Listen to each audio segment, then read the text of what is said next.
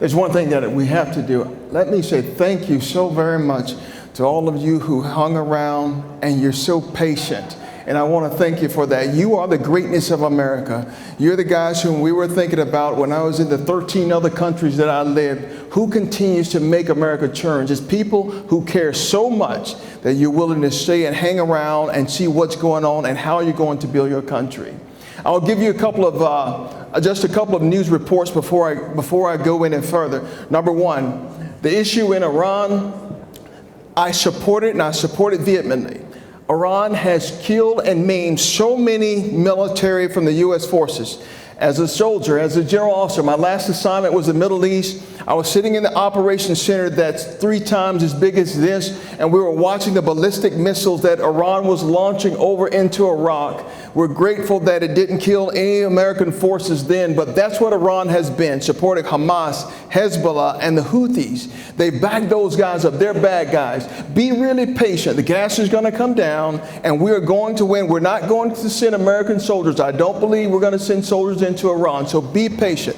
Number 2, it's a disappointment when we have a senator. There are people who work in the airport at TSA. They didn't get paid because they were held off in the Homeland Defense, didn't want to fund that bill. That's bad. And I have a solution for it. I want us to look across secretariats, and I want us to do a firm fixed price contract with certain people who work for TSA or for the government. What that means, those folks who work there, they will never be impacted by all these things that take place if we award a contract in July. That's the solution. That's what I'm about. My name is retired Brigadier General Jonathan McColumn. After 35 years of service, I retired from the military. And after I retired, I made a determination. I came home to Georgia and took care of my mother for a little while. And in all honesty, I'm not a soldier. I'm not a politician, I'm a soldier. And what I mean by that is we think pragmatically. If there is a piece of paper on the ground, we like to just pick the piece of paper up and put it in the garbage can. We don't have to write a law. You don't have to look at another statute. You just do the simplicity of things that are required to make our nation great.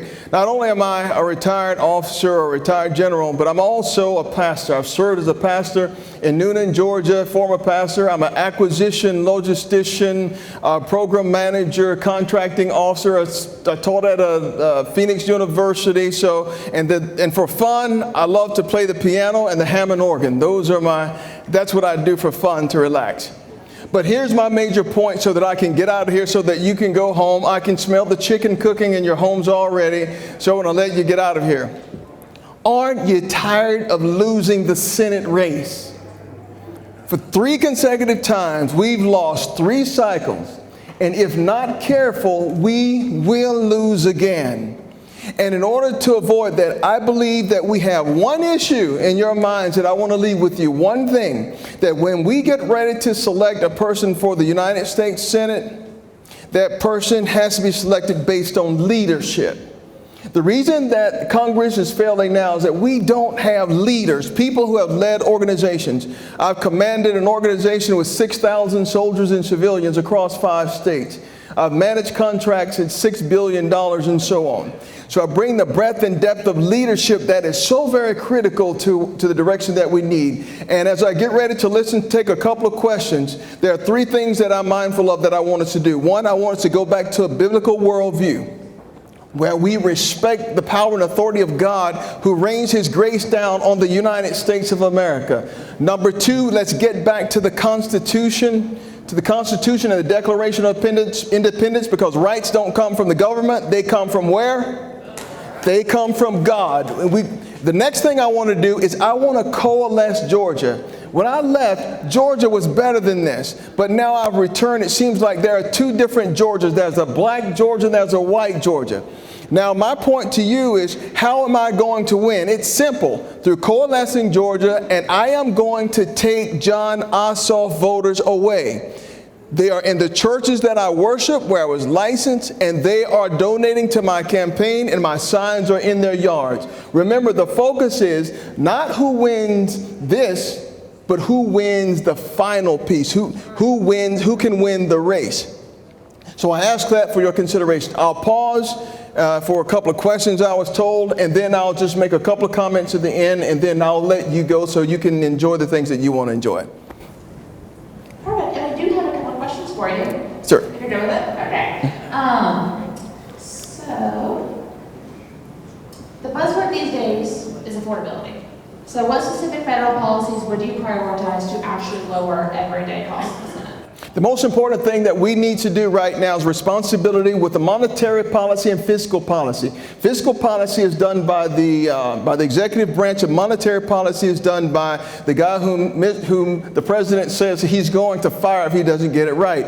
In order to get to affordability, we've got to decrease interest rates.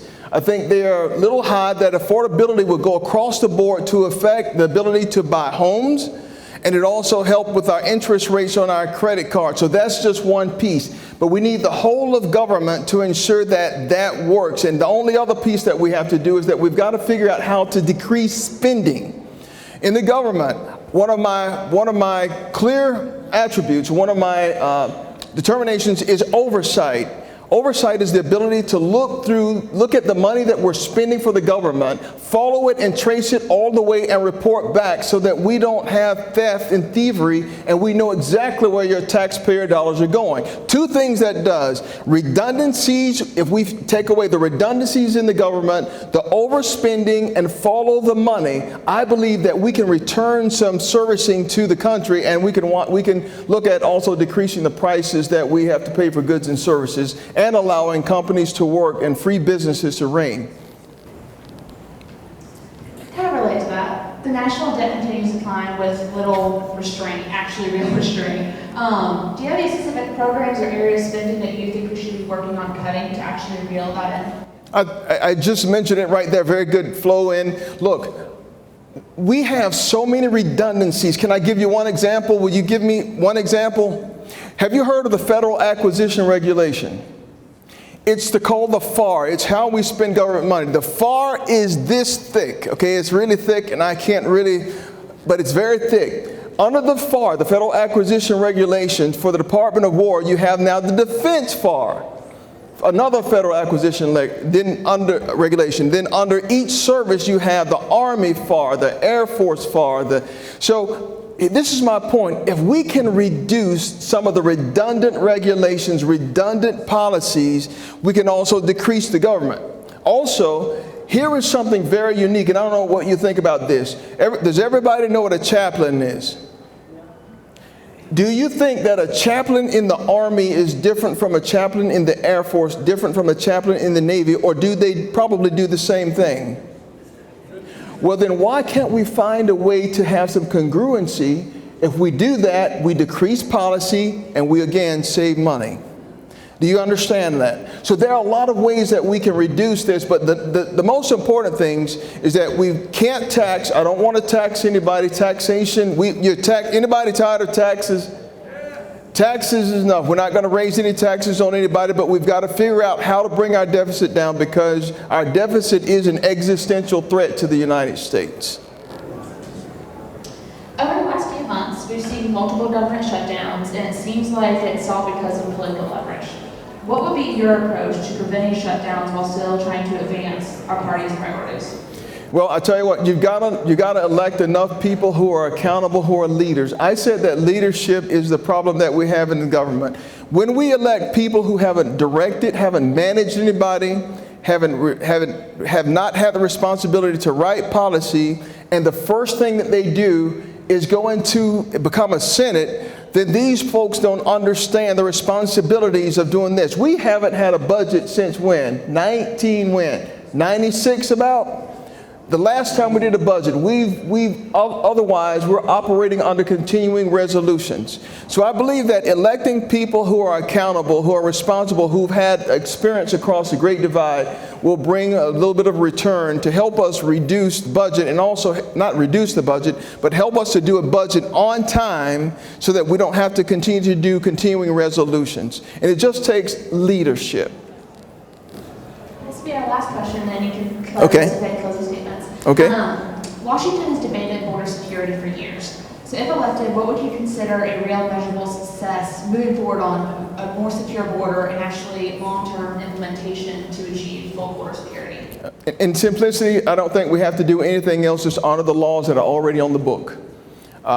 I meant that from the very first thing that I said. When I was assigned to one of the other countries, I can recall being in Thailand, there was a long line going into the U.S. Embassy. This was people lined up, getting ready to go in to try to get into the United States. They did it properly. They submitted their money and submitted their applications. The people who've come across the border illegally jumped in line in front of all those people. So all I say is follow the rules that are on the book.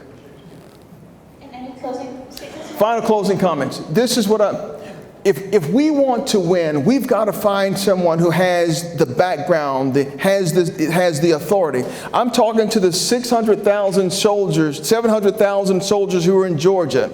If you want to win and you finally have the opportunity to have a military, a veteran who understands your issues. I'm talking about the 62% of you who are Christians and those who believe in the rule of law. You finally have someone to do things consistent with the will and the authority that works well based on the things that God has done for the United States of America. And finally, I say this, it's all about leadership. If we make the mistake and we select someone who does not have leadership, they may win the primary, but they will lose against Jon Ossoff. I would tell you this, Republicans, we've got to have a different mindset.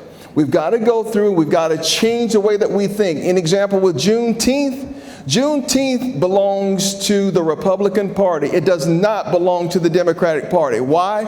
Who freed the slaves?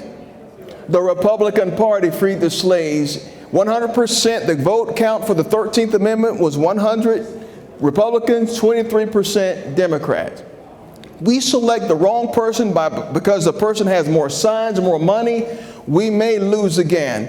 Select the right person. And we know this, that if we select the wrong leader, an example, if you select the wrong leader and he has a family, then that person, a bad leader, he's contributing to a messed up family. If that messed up leader is contributing to a messed up family and that family is in the church, then the reason the church is messed up is because we have a messed up leader. If you have a messed up leader contributing to a messed up family, resulting in a messed up church, contributing to a messed up community, and that community is right here in Gainesville, the reason Gainesville is messed up is because we keep electing the wrong people to be our leaders. If you select the wrong leader who has a messed up family contributing to a messed up church, resulting in a messed up family contributing to a messed up city, and that city is in Gainesville, is in Hall County, the reason Hall County is messed up is because we continue to select the wrong people to lead us. If you select a messed up leader resulting in a messed up family, resulting in a messed up church, contributing to a messed up community, resulting in a messed up city, resulting in a messed up county, and that county is in the state of Georgia, the reason Georgia is messed up is because we continue to select the wrong people to lead us. Finally, if you select a messed up leader who contributes to a messed up family, resulting in a messed up church, contributing to a messed up community, resulting in a messed up city, resulting in a messed up county, resulting in a messed up state, and that state is in the United States, the reason the United States is messed up is because we continue to select messed up people to lead us. But if you want a better country, composed of better states, composed of better counties, composed of better cities, composed of better communities, composed of better churches, composed of better families, it starts with selecting the person who has the most leadership. God bless you and God keep you. Jonathan McColumn for the Georgia U.S. Senate. Go to jonathanmccallum.com and to other social media at John McColumn for X and others. God bless you. God keep you. Now go have a great time. Thank you, Hall County.